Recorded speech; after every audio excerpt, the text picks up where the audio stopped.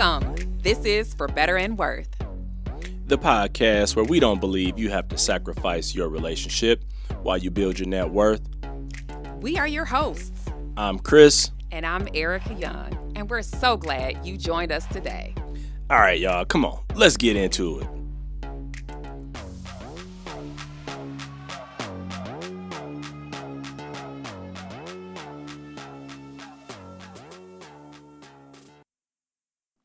Hey guys, we're back with the For Better and Worth podcast. I'm Chris. And this is Ericka. And we're here to just continue to have the conversation that we've been having. So, Ericka, what do you want to talk about today? I actually want to talk about why your money past is so important. So, shameless plug, yes, my book, Naked and Unashamed, 10 Money Conversations Every Couple Must Have, comes in 3 sections. It starts off with your money past, your money present is second, and then your money future is last. And I think that we tend to dive right on in the numbers when we're talking about budgeting, cash flow planning, debt reduction, future savings, all of that. And I think for a lot of people, the numbers are intimidating. They're overwhelming. They don't know where to begin, or folks will say that numbers is not their thing. It's not their jam. That's not how they were made. And they don't like numbers, or they're afraid of them. Like, there's so much that comes up when people realize that they've got to actually look at them. And so I think a different approach would be to start conversations off thinking about your past and the very first experiences you had with money, what you heard from your parents, or what you witnessed when you were a child, and then also your very first steps that you took with your own money when you either got a job or, was mowing the lawns or throwing papers, whatever it was. And so I want to talk about our money past and how we honestly had our very first experiences with money. I think that's a good place to start, because if you think about it, so many things about who you are or who you become were formed in your childhood and your formative years. And you seeing, either your parents, what they did, or other, older siblings, or even relatives or friends. And I think that's a good place to start, because I think back to my life and, some of the things that formed who I am today. There were so many crucial points that, were cemented in my mind that really helped forge me into the person that I ultimately became. And so what were your earliest memories of money when you start talking about, your money past? Well, I have to begin with the fact that I came from a single parent household. I was raised by my mom for the most part after my parents divorced when I was 9. And so I lived in her home. I saw my dad regularly. We have to this day still a great relationship, but it is no secret that single parents, and I'm going to specifically, because this is my experience, having a single mom, that is not easy. They have to make all of the decisions, the responsibilities, and they don't have a dual income situation to rely upon in terms of taking care of business. And my mother did a very good job of making sure that we had what we need. We lived in the suburbs.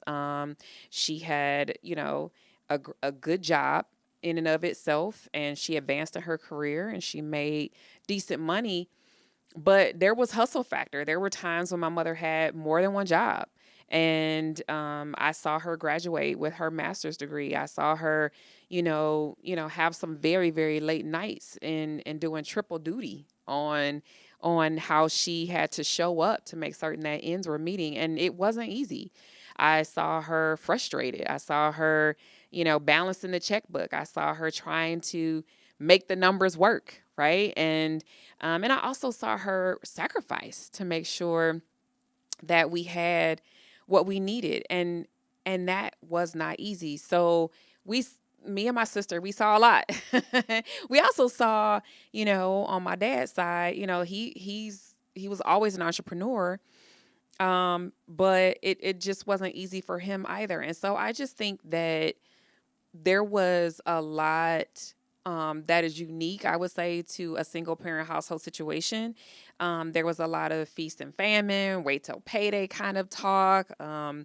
And, I knew that I wanted something different. And in particular, I wanted to make certain that I invested in my marital relationship early on and routinely so that we stayed married. I mean, honestly, that was one of the very first things that I would say I wanted. I think it's interesting some of the things you bring up because some of them are shared experiences. Yeah. Because I was raised by a single mother, had my brother and my sister, and I'm the youngest, and so I was always the one kind of in the background just watching because they're older than me and I was the young one, so I was kind of babied somewhat.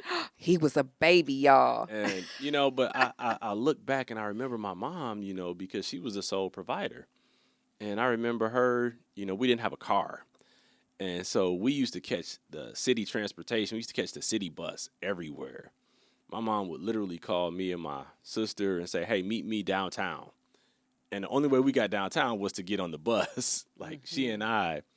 And like that's an experience right there in the city of Detroit, like riding the bus. And people can't even fathom that now. And I know there's some people out there that, still ride the bus, but, I remember that distinctly. And I remember, my mom always, like you said, balancing her checkbook and she was really conscious about how she spent her money. But even I remember times when the gas was turned off, and we had some of those, kerosene heater moments where we had to put the kerosene heaters out and we didn't have them. We had to borrow. I remember borrowing a kerosene heater from a family member, and like, some moments where we boiled water. Now, to be honest, there were few times that happened, but all it takes is one. Yeah. It will One never be experience. forgotten if Yeah, you have one of those experiences. you don't forget that Yep. very easily, and so Mhm. I remember that, and I say how I remember my mom really working hard to make sure that we could get all the things that we needed. And every once in a while, she would splurge on us, And I remember like back to school shopping. Layaway was our best friend. I remember back in the day going to TJ Maxx. Back then, I was like, oh yeah, I used to be dreaming about my clothes that were in layaway that I'd be able to get. I would get to wear to school. And I even remember like when the very first Nikes came out. Like they were cloth with the rubber, the Cortez with the rubber toe. And I remember my mom was able to get us a pair. And I think it's only because like she had a credit card at J.C. Penney. And being not for that, that J.C. Penney credit card, or back in the day when they had, J.L. Hudson's. Yes, Hudson's was the spot. If it weren't for those, we wouldn't have been able to get some of the things that she was able to provide for us. But I didn't even realize, that she was incurring debt to try and help us survive. And so once I really started to understand, I think it's some of those things that crafted who I am and some of the mentality that I have now. And I think that's really good because one, it's very clear that we had moms who would do whatever it took to make sure that we were taken care of. That mama bear. That's right. That's right. My mother at one point had two jobs in order to make ends meet, and I saw her hustle. I knew my mother was always a hard worker up until the time she retired. She was a very hard worker, and I got to witness that as a strength of hers and as a character trait that I admired.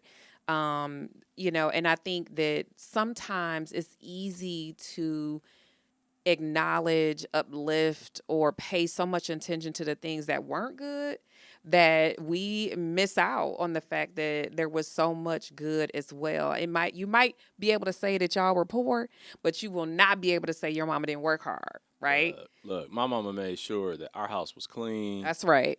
And I told you stories about how if it was your dish day and you didn't get up and wash the dishes and clean the kitchen, And, I'm going to take a little side journey. Cleaning the kitchen does not mean just washing the dishes.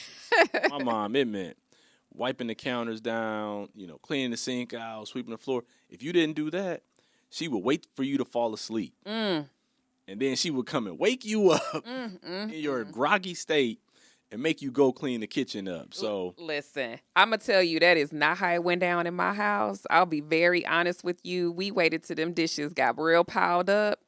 And it would be like a little surprise or a gift I would give my mom when she would come home from work at like 5 and 6 o'clock, and I would have cleaned up the dishes, but they would have been sitting there for a couple days. That's the honest truth. No way. Mary did not play about that. And so, like you said, I learned a lot from my mom, via that work ethic. Yeah. Because she was going to community college and she got her associate's degree, and that was enough to get her a better paying job. She worked for the IRS for many years. Yeah. And so I saw a lot of what she did to try and, help. And when I went to college, she was all in. She was going to do everything that she could to help me finish, even though I was paying a lot of my own tuition, along the way. But she was like right there. I remember she would send me $100 when I was at school, and it was like I hit the lottery. Yeah, $100 was hitting the lottery. My grandmother would send me $10, literally a $10 bill in the mail when I was in college, and I was like, "Thank you, Grandma," because I could actually get a pizza with that money. But that was about it. Look, when I got that check from my mom, I would have so much respect. Yeah, because I knew that wasn't something that she could just do frequently. That was a sacrifice, right? And so it made me learn to really manage the monies that I would have when I was in school, or if I got something from her, I wouldn't spend it on frivolous things. I was like, nope, I know my mom sacrificed to get this to me, so let me be mindful about how I spend it. And so I'm just so thankful because I feel like it's those foundational things that we got as kids or as early, young adults that really help, build us up. Yeah. And so with that, I want to ask you a question. Like, was there someone in your family or someone in your life that you admired, the way they handled money?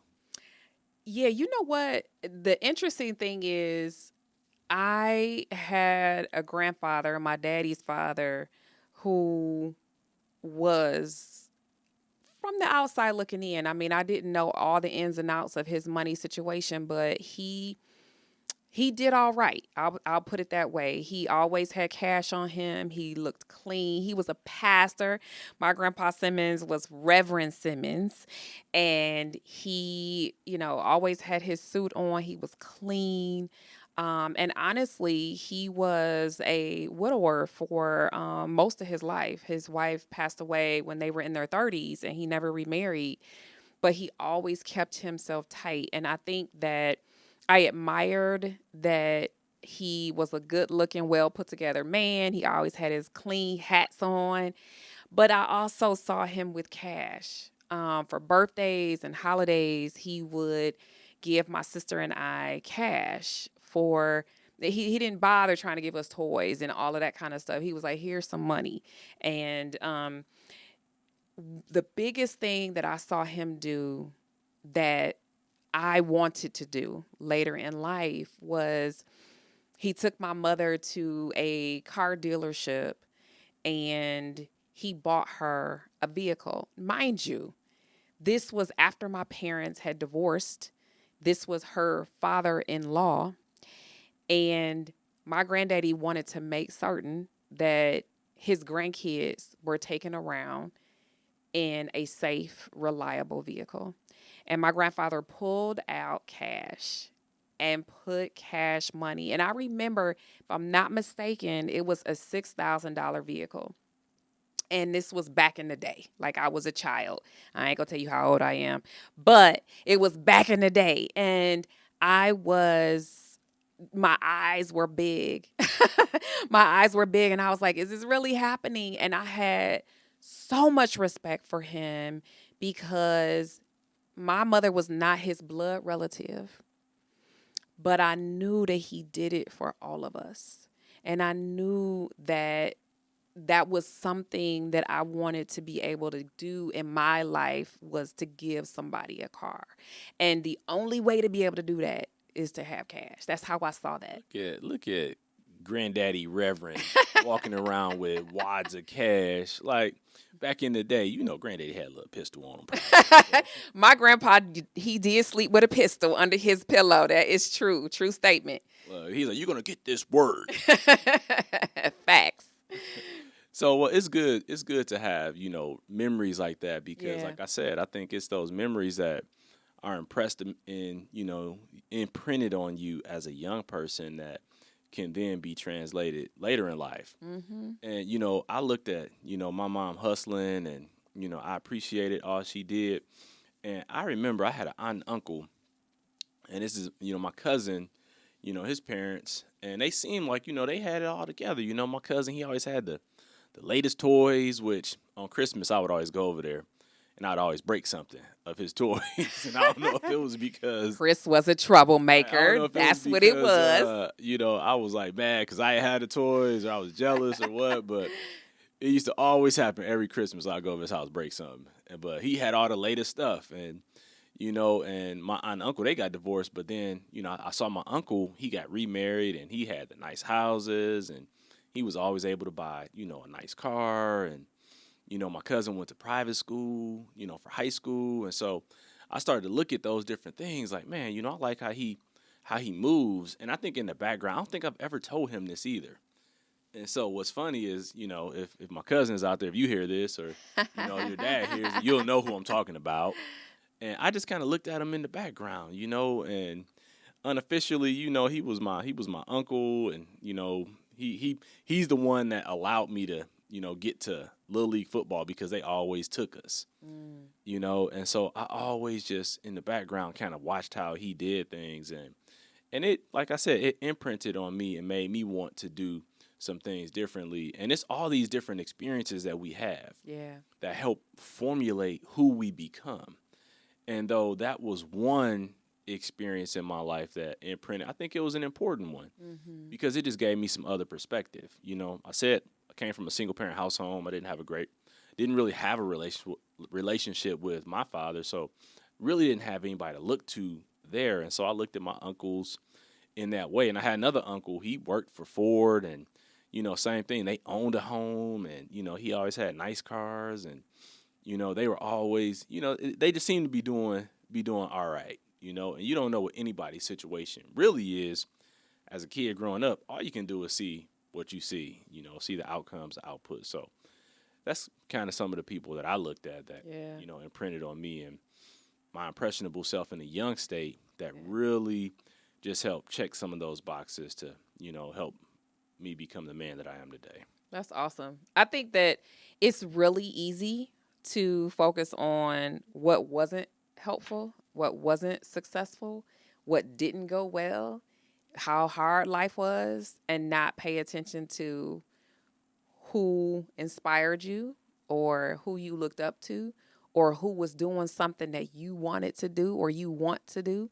And so I think that just reflecting on some of those positives and then also the spin on having come from a single parent household and what we learned, how we chose to see our moms as hard workers rather than victims of their circumstance. Because that was never the way that I saw my mother and certainly not the way that I saw yours either. And so I think that looking back on the past with, an eye for what went well, what can I learn from, and how that formed and shaped you is vital. And I think that it also speaks to the beauty of, who you are. And I think we don't need to negate it or act like it doesn't exist because it's there. Look, and though I didn't have a great relationship with my dad, I actually still was able to watch him and see him because he was a landlord.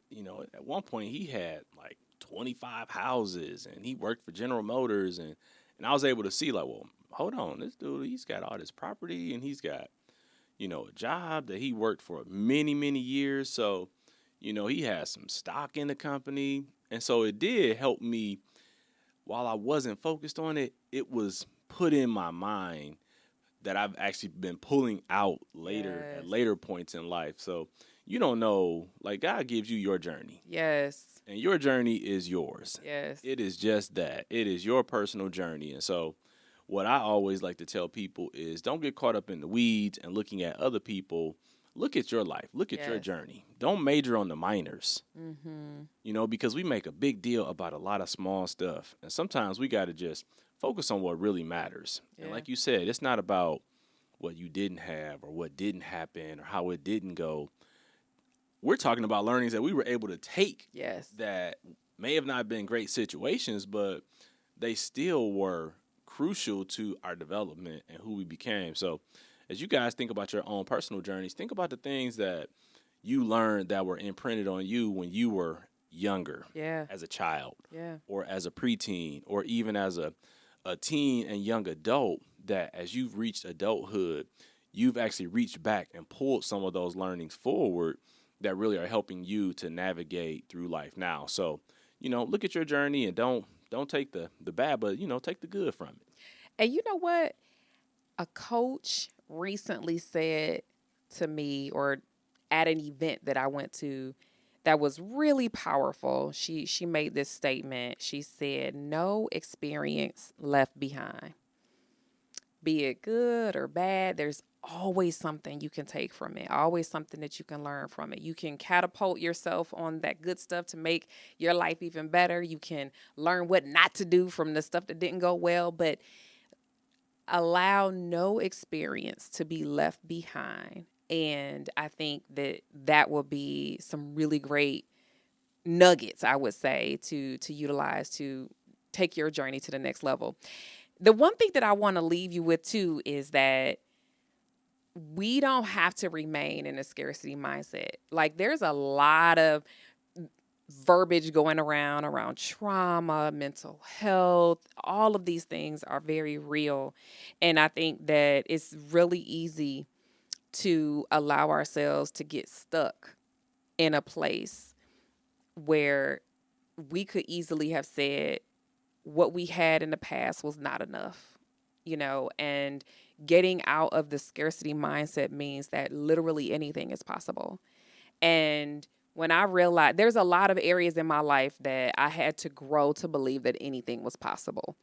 Um, but money, I always knew that it was infinite possibilities. And I had to make sure that I embraced that all along the way and all of the steps that required. And so I would encourage you to break down some of, what's been holding you back in your mindset, because that is what is going to fuel you and get you excited about what's next if you can break down some of the barriers and that scarcity mindset or the mental barriers to your success. They don't have to hold you back. It's funny because as Erica's talking, I'm sitting here smiling, almost laughing, and you guys can't see me, but you will. YouTube coming, and I'm laughing because I think as she's talking, and I'm listening, it's almost like we're like this power of positivity, and Right. thinking you shall be, and while this isn't one of those podcasts, I still firmly believe that in my mind, I just had made some decisions. Mm-hmm. And the mind is such a strong thing because if you believe it, you really can do it. Mm-hmm. It may take time. It may take some, adjustments. You might have to shift. You might hit some roadblocks. But it really is what you think you will become. And the Bible even says it. As a man thinketh, so is he. And so there's a lot to be said about deciding to do something, deciding who you want to be and who you're going to be or how you're going to do some things. And then formulating plans and strategies. And sometimes you have to shift and adjust those plans and strategies. But really the power of positivity and, the way you think about things, it can take you a lot of places. Yeah. And I would even say there's probably one thing that you can hold on to. Our one thing when we first got married was that we were going to change our family tree. That was it. We didn't have any idea how that was going to happen, but we knew that we were going to change our family tree. And so that statement was what we held on to. We didn't have Absolutely 10 different statements. We had one statement that we held firm to, that we were going to change our family tree. And what that meant was we didn't want to have our kids raised in single parent households. It also meant that we did not want our kids to live their life growing up knowing about that debt is the only way. For instance, we wanted them to know that debt-free living was possible. There's a lot of things that we wanted them to be able to see with that statement, change your family tree. And this other thing that I say all the time, I had to get the quote right. Henry Ford said this: whether you think you can or if you think you can't, either way, you're right. Yep. What you think you can do, you can. If you think you can't, great. You're right about that too. And so make up your mind. I would just say make up your mind about what it is that you want, and don't use your past as an excuse. Use it as a learning, because no experience left behind. Yeah, we didn't have 10 steps that we were going to follow, or, this plan and that plan. We literally did say, we're going to change our family tree. And by doing that, we started to just move differently. And you think about couples and you think about marriage, and no matter what phase in relationship you're in, communication is key. Yes. And that's one thing that I'm so thankful and appreciative of when it comes to me and Ericka and our relationship, is that early on, I think one of the best things that we did was we grew up in Detroit and we left and we moved to Phoenix. That was like one of the best things that we could have done, is because we didn't have any outside inputs. We didn't have anybody to fall back on except one another. He said, get away from y'all kinfolk. That's what he just said. Look, we had to figure it out. We didn't have anybody to call that could bail us out when we got in trouble financially, because, we already told you we came from 2 single parent homes and they were doing their best to, manage their lives. And so we really just said, okay, what are we going to do? Change our family tree? Check. Yep. Check. Let's figure that out. Let's figure out what that looks like, what that means. And for us, it meant, like we talked about, in previous shows, getting out of debt and starting to, I said I'm a problem solver, but I put my visionary hat on too. And I began to cast vision for myself, because as much as I like to cast vision, we all love to dream. Mm-hmm. And I think sometimes we can get lost in the day-to-day and the stressors of what life is presenting, that we stop dreaming. Yeah. We stop believing what's possible. Mm-hmm. And that's one thing that I think sometimes I dream so much. Ericka's like, okay, man, come on, let's just slow down. Let's just take this one thing at a time, because I will have step 1, 2, 3, 4. And No. I know steps 1, 2, and 3. He's on step 7, 8, and 9. and I'm like, you got to come back here and bring a sister with you, okay? Right, because I've already mapped it out. Like, all right, we do this. Right. We do that, and so the whole point is live again, dream again. And so when we talk about, is it worth it?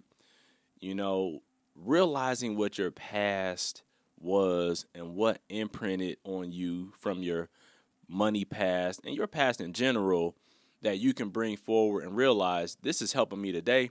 Is it worth it? Yes. Mm-hmm. You need to be reflective and find those points in your past that really are showing up and are making you who you are today. So.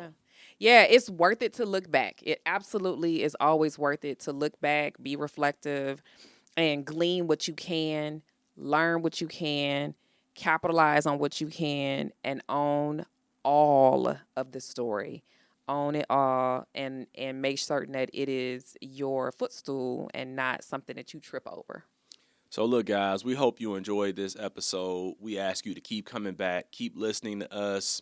And, we're just going to keep doing this. I think it's fun for us, and we hope that you're picking some nuggets up from these episodes, and we look forward to doing this even more and more. So, I'm Chris. And I'm Ericka. And this was your For Better and Worth podcast.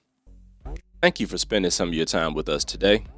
We appreciate all your support, so be sure to subscribe, rate, and review us wherever you listen to this podcast. You can find us on Instagram at For Better and Worth. And sign up for our email on forbetterandworth.com. Till next time, we're out of here.